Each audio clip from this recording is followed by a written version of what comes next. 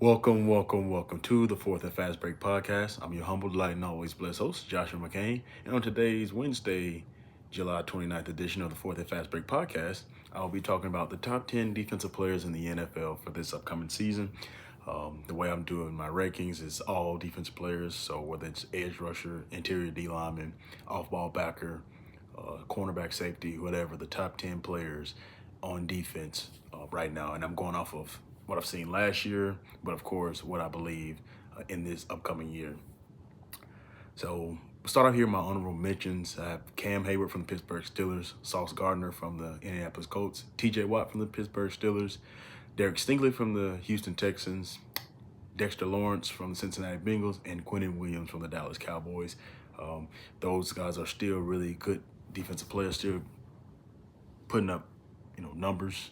But I think the 10 guys that I have in front of them are the best right now. The 10 best, of course.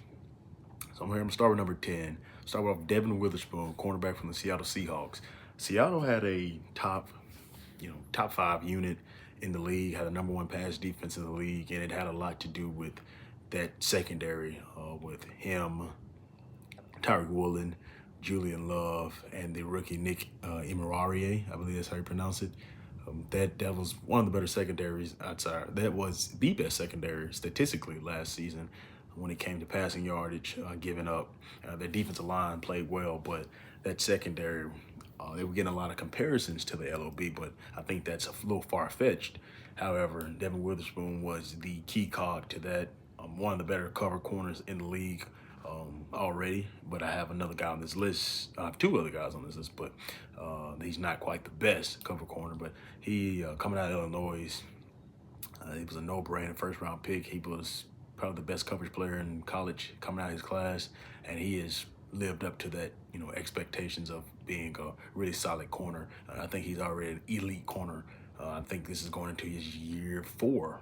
So he's already one of the elite corners in the NFL. Number 9, Aiden Hutchinson. He led the league with 100 pressures this past season. He had 14 and a half sacks. This guy is on a defense that is not really good statistically. They play a lot of man coverage. They leave their corners on the island, and they don't have really good corners. But he is one of the guys on that defensive line, probably the only guy on that defensive line that's a bona fide player. He's an elite player, and he's surrounded by, he has 2 really good defensive tackles on Liam McNeil and Talik McDonald. Talik Williams. But those are, run stuffing D tackles.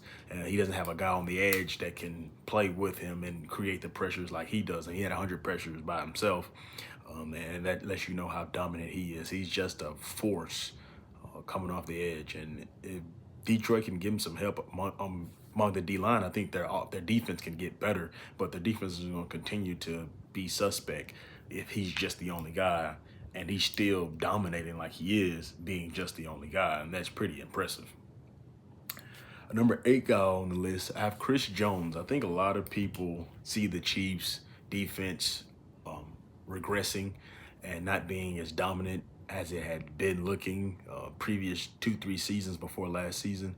But Chris Jones on that defensive line, he was a guy that was, I remember the game week 1 versus the Chargers when they played overseas in Brazil, and he was like, a lot of people was like, oh, he's getting on his teammates, he's being a bad teammate, but he was like, come on, let's go, I'm the only one. Like, he was the only guy dominating his, matchup in front of him.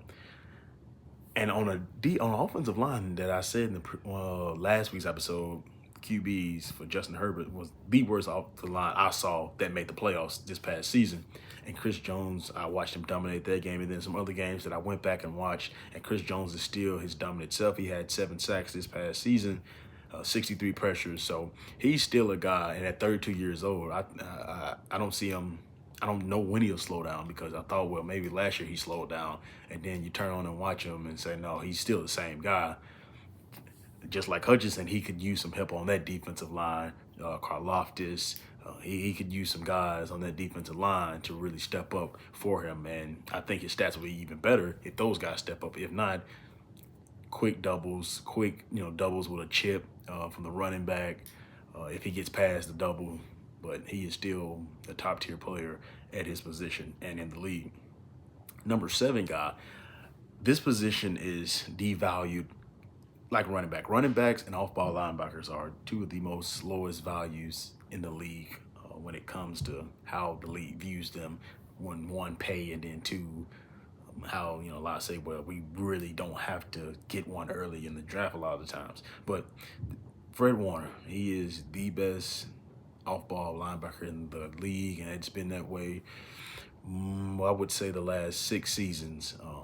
And he only played 5 games this past season. He had 51 tackles in those 5 games. So he was still a dominant force in those 5 games. And he even tried to come back later on in the season after he had broke his ankle. And he still tried to come back. That just lets you know what type of player he is and, what type of freak athlete he is. But he is still the best off-ball backer in the league easily. He's one of the guys that he gives you a blank check and you just sign it, and the team gives him a blank check and he just signs it how much he wants, because he's really the only linebacker that should be getting, he should be the highest paid linebacker by a lot, because he's just that good. He does so much for the 49ers defense, even when Nick Bosa was not healthy, and then they hadn't had the pass rush that they had in, previous years. He's still the one constant on that defense that is still elite of the elite. So that's my number 7 player. Number 6, I have Christian Gonzalez, cornerback from the New England Patriots. Now, Christian Gonzalez didn't have a pick this past season. That just goes to show you a lot of teams don't target him very often. He's not a guy that, and they do target him, they're going to make sure he's in off coverage and he has no chance of getting the ball. Probably the best cornerback rep that I saw all last season in a minute was that play he made in the Super Bowl on I want to say it was a post route, and he just made an unbelievable play on the ball. Knocked the ball away, didn't get a pick, but he's a guy he's a special cornerback. He's has special skills. He'll come up and tackle. He's a guy Bill Belichick definitely loved, and it makes sense why they got him back in 2023. They pick 18. He's a really special athlete, corner. Number 5 player right here, I think, is the most dominant defensive lineman in the league, with defensive tackle, interior guy. That's Jalen Carter, who just got paid yesterday. He is a dominant force. When nobody questions the football player, everybody questions what personality, is he going to be able to keep his head level? But on the football field, he is the most dominant defensive tackle in football right now, and it's not really a conversation. Jalen Carter, he wrecks games, and this past season, he only had 3 sacks, and he had he had 47 pressures this past season. But he gets it all stirring up for that, dominant defensive line. And Jordan Davis is a guy that I think can start forcing his way into this conversation next year. But I think that's the best defensive line duo in the league right now. But Jalen Carter, he leads that. He's just a guy you have to make sure that he's blocked up. And when he got ejected that first game versus Dallas, I think that's the reason why Dallas offense looked so good, because Jalen Carter was gone so early in that game, didn't play a snap, and because he had spit on Dak Prescott before the first play had even been ran. But if he stays on the field, this is the reason why he got paid the most money ever by a defensive tackle. He is just that good. Number 4 player, I have Pat Surtain from the Denver Broncos, cornerback. The way Pat Surtain gets talked about by receivers in the league, Jamar Chase they were at a camp, and the receivers were talking with Chad Ochocinco, and Chad Ochocinco said, well, this is what I'll do to Pat Surtain, and Jamar Chase looked at him dead in his eye and said, that ain't none of that's gonna work. Like, that doesn't work with him.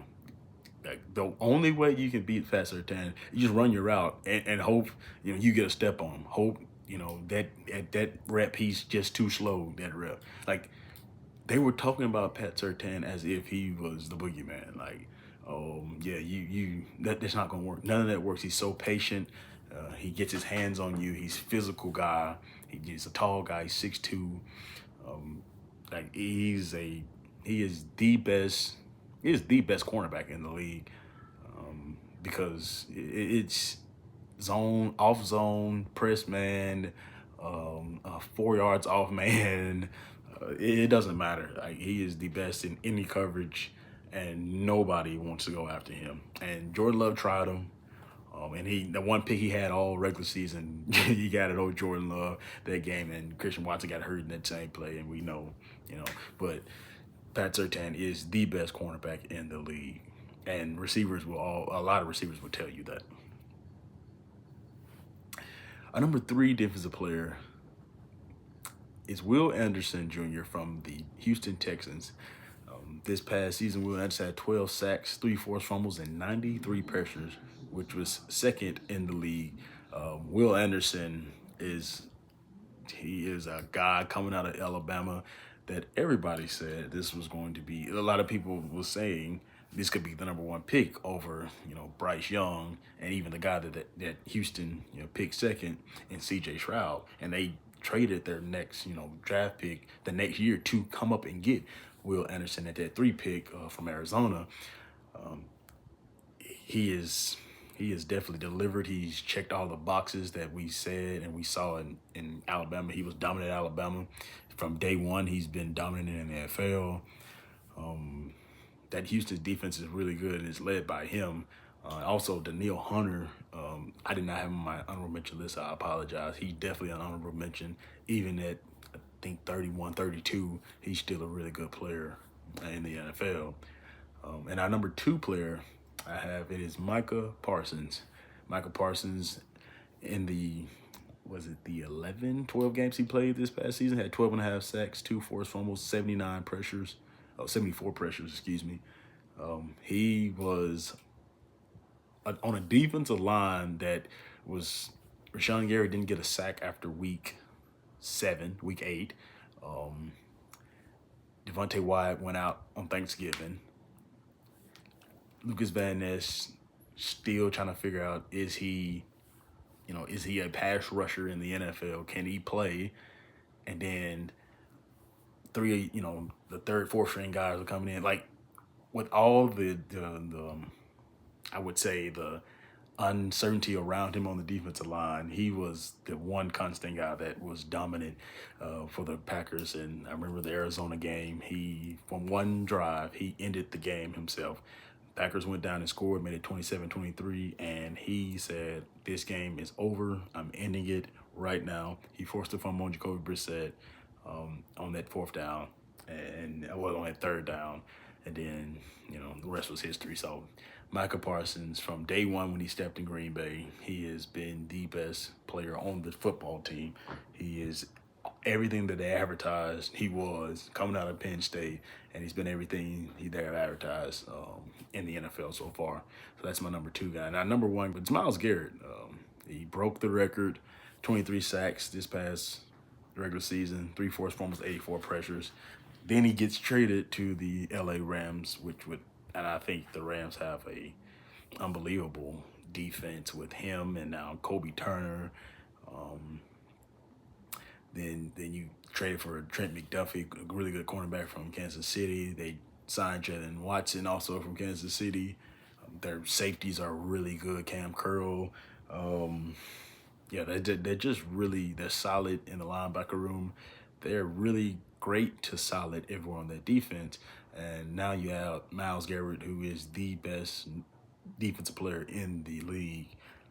It's going to be scary hours in LA. That defense should be really good. Now they're talking about adding, Aaron Donald. And even if Aaron Donald's not the Aaron Donald we know, I think 65% of Aaron Donald is still better than 70% of the defensive tackles in the league, if not more.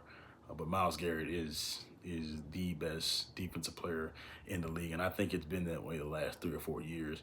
A lot of people were calling him pressure man, and they were saying, "Oh well, he's not getting the sacks," and now he got the sack record. So it's just it's just something. It's called it karma, I guess. I don't know, but Myles Garrett, I guess he heard all the talk, and he now broke the sack record. He's gonna go down as a top, I'm gonna say a top 5 defensive player all time by the time he gets ready to retire, because I think he could play another 2 to 3 seasons at this level that he is right now, and that'll take him to age would be 30, 34.